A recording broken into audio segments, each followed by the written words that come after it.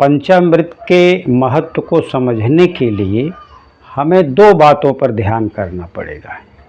एक आध्यात्मिक दृष्टिकोण और एक आयुर्वेदिक दृष्टिकोण, स्वास्थ्य का दृष्टिकोण।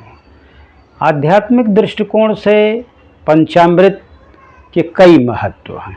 जैसे अभिषेक के रूप में इसका प्रयोग किया जाता है। देखते होंगे कि शंकर जी की पिंडी पर पंचामृत चढ़ाया जा रहा है। किसी भी भगवान की हम पूजा पाठ करते हैं तो पंचामृत से नहलवाते हैं, नंबर एक।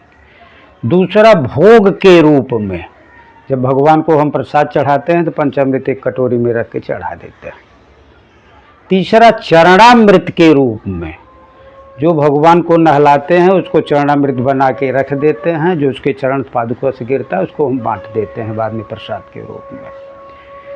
और दूध पवित्रता का भी प्रतीक है, दही समृद्धि का प्रतीक है, घी शक्ति का प्रतीक है, शहद मधुर भाषण का प्रतीक है और शक्कर मिठास एवं एकता का प्रतीक है।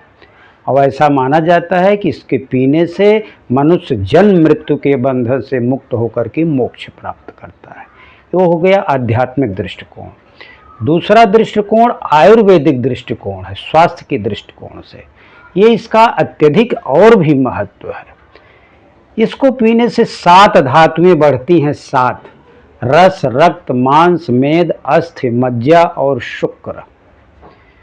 इसके पीने से रोग प्रतिरोधक क्षमता भी बढ़ती है, इम्यूनिटी सिस्टम बढ़ता है, कैल्शियम बढ़ता है। तुलसी का पत्ता अगर हम डाल करके पिए तो कोई जल्दी रोग नहीं होता है।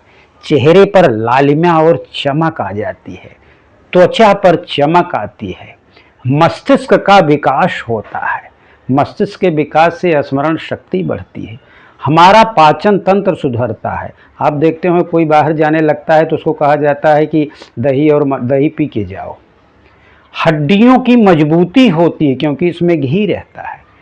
तुलसी एवं इलायची डाल करके अगर पिया जाए तो इसका औषधीय गुण और बढ़ जाता है।